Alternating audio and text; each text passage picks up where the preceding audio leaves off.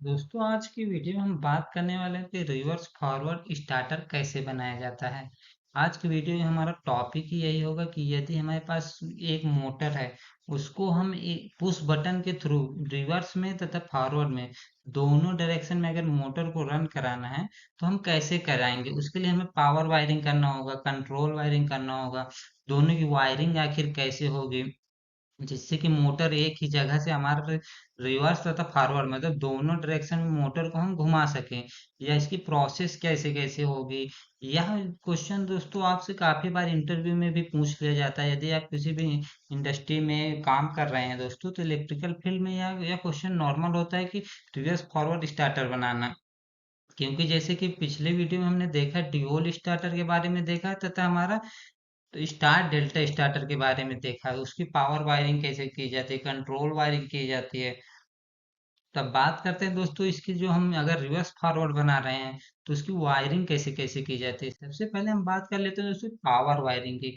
Power wiring मतलब ये दोस्तों, ये पावर वायरिंग हमारा क्या हो, जो हमारे एक फिक्स होता है। फिक्स का मतलब ये बोल सकते हो जिससे हमारा पावर को ट्रांसमिट होता है। उसके उसके लिए हम क्या करते हैं, सबसे पहले अगर हमारे पास थ्री फेज सप्लाई रहती है, जो आर वाई बी हमारे पास थ्री फेज सप्लाई रहती है, उसके थ्रू हम एक एमसीसीबी लगा देते हैं, जो हमारा एक प्रोटेक्शन इक्विपमेंट हो जाता है। उसके बाद क्या करते हैं दोस्तों, हमारे पास कॉन्टेक्टर लेते हैं, दो कॉन्टेक्टर लेते हैं जिससे हम रिवर्स तथा फॉरवर्ड के लिए रन कराते हैं। दोनों की पावर वायरिंग में थोड़ा सा ये डिफरेंस रहता है दोस्तों, कि यदि जो मान लीजिए कि हमारे पास एक रिवर्स रिवर्स को मान लीजिए ये वाला कॉन्टेक्टर रिवर्स हो गया, दूसरा हमारा फॉरवर्ड हो गया। उसमें क्या होगा दोस्तों, कि उसके लिए हम क्या करते हैं, एक फेज को हम चेंज कर देते हैं। जैसे कि हमारा दोस्तों ये वाले कॉन्टेक्टर में अगर आप ध्यान से देखें तो इसमें क्या है, हमारा रिवर्स, इसमें क्या है दोस्तों, आर वाई बी आया है, लेकिन इसमें इसमें अगर देखें दोस्तों तो इसमें हमारा क्या है, बी वाई आ रहा है। मतलब एक फेज हमारा दोस्तों, एक फेज हमारे यहाँ पे चेंज हुआ है। एक फेज चेंज होने से क्या होगा कि जैसे कि जानते हैं मोटर के अगर डायरेक्शन को हमें चेंज कराना है, जैसे कि जानते हैं कि जो दोस्तों अगर मोटर की डायरेक्शन को चेंज कराना है तो हम क्या करेंगे, एक फेज को चेंज कर देंगे। जैसे हमारा आर बी को आपस में चेंज कर दिया। यदि हमारा अगर ये कॉन्टेक्टर पिकअप हुआ, अगर ये कॉन्टेक्टर पिकअप हुआ दोस्तों, तो उसमें क्या होगा कि हमारे मान लीजिए एक डायरेक्शन में रिवर्स डायरेक्शन में घूमेगा, लेकिन अगर हम ये वाला कॉन्टेक्टर पिकअप कराएंगे तो हमारा पिकअप कराने पे क्या होगा दोस्तों, कि जो मोटर होगा वो हमारे उसका डायरेक्शन चेंज होगा। अगर ये रिवर्स में अगर रन हुआ स्टार्टिंग में, तो हमारे फॉरवर्ड में होगा। तो मतलब रिवर्स जो डायरेक्शन का चेंजेस होता है वही एक फेज मैटर करता है। यहाँ पे जो एक फेज हमने चेंज किया है दोस्तों, उसका मैटर हो जाता है कि हमारा जो डायरेक्शन को चेंज कर देता है। उसके बाद क्या करते हैं दोस्तों, जो हमारा तीन फेज सप्लाई जो लास्ट में आउटपुट दोनों का निकला दोस्तों, मेन होता है दोस्तों आउटपुट जो आर वाई बी लेते हैं, लेकिन स्टार्टिंग में हमारा फेज से हमारा चेंज कर देते हैं। उसके बाद दोस्तों हमारा ओवरलोड रिले लगा देते हैं, जो हमारा एक प्रोटेक्टिव के लिए आता है। उसके बाद हम मोटर में डायरेक्ट थ्री फेज सप्लाई जोड़ देते हैं। अब बात करते हैं इसको, जो मेन होता है दोस्तों, मेन इसका हमारा एक कंट्रोल वायरिंग होता है। कंट्रोल वायरिंग में क्या क्या होता है, सबसे पहले हमारे पास एक फेज आता है।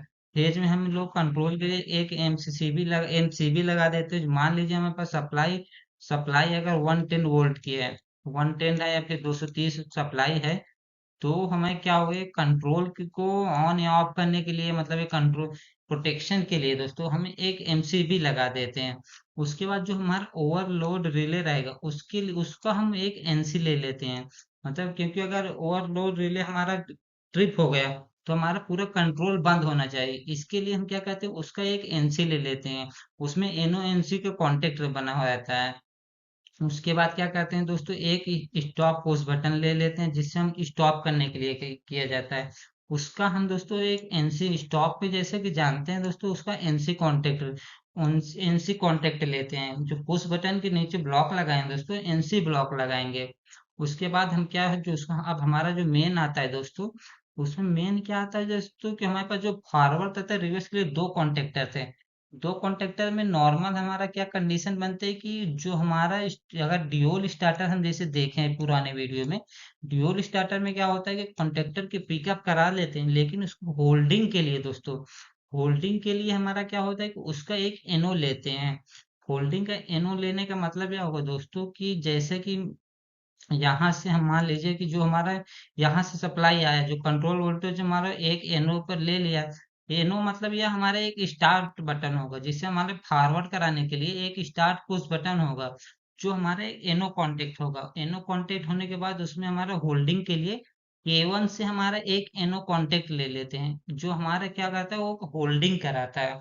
तो होल्ड कराने के लिए दोस्तों एनो कांटेक्ट लेते हैं।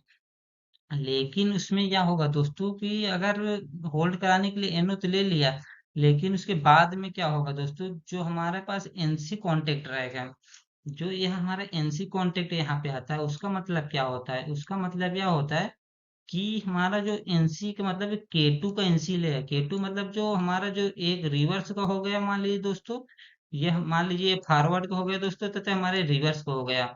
इसका एनसी लेने का यह मतलब हो दोस्तों कि हमारा एक इंटरलॉक बन जाता है।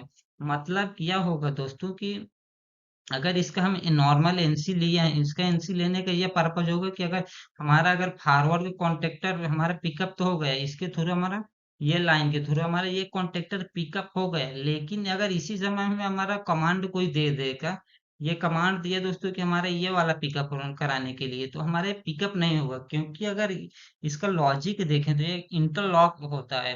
क्योंकि K2 का जो रिवर्स कॉन्टेक्टर है, अगर हमारा ऑन हो जाएगा, ऑन होने के बाद यह दोस्तों हमारा एनो हो जाएगा। ये एनो हो गया तो ये बंद हो गया। अगर दोस्तों ये हमारा ये चालू है दोस्तों, तो अगर इसका इसी तरह इसका होगा कि K1 का एनसी लिया गया है, एनसी लेने पे क्या होगा कि ये वाला कॉन्टेक्टर हमारा ओपन हो जाएगा। जो रिवर्स को कॉन्टेक्टर रहेगा दोस्तों, उसका एनसी, इसका ये एनसी के थ्रू हमारा ये ओपन हो जाएगा। मतलब एक समय पे दोस्तों हमारा एक ही एनसी रहेगा, तथा एक एनो होगा। जो वाला हमारा दोस्तों एनसी रहेगा रहेगा उसके थ्रू हमारा सप्लाई होकर हमारा कॉन्टेक्टर पिकअप हो जाएगा। इस तरह दोस्तों हम रिवर्स फॉरवर्ड स्टार्टर के बना सकते हैं, जो जो हमारा कंट्रोल वायरिंग इसका काफी इजी होता है। इसको इंटरलॉक करने के लिए एक दूसरे का दोस्तों एनसी लगा देते हैं कि जो कोई दूसरा जो ऑन ना हो, मतलब एक समय पे केवल एक ही ऑन हो। जी दोस्तों, इस तरह हमने रिवर्स पावर स्टार्टर के कंट्रोल वायरिंग को बनाया है। अगर आपको जानकारी अच्छी लगी हो, वीडियो पसंद आया तो हमारे चैनल को सब्सक्राइब कर लीजिए। अभी नेक्स्ट वीडियो में कोई दूसरा हम स्टार्टर के बनाएंगे। इससे पहले अगर आपने वीडियो नहीं देखा तो डीओल तथा स्टार डेल्टा के स्टार्टर के बारे में देख सकते हैं।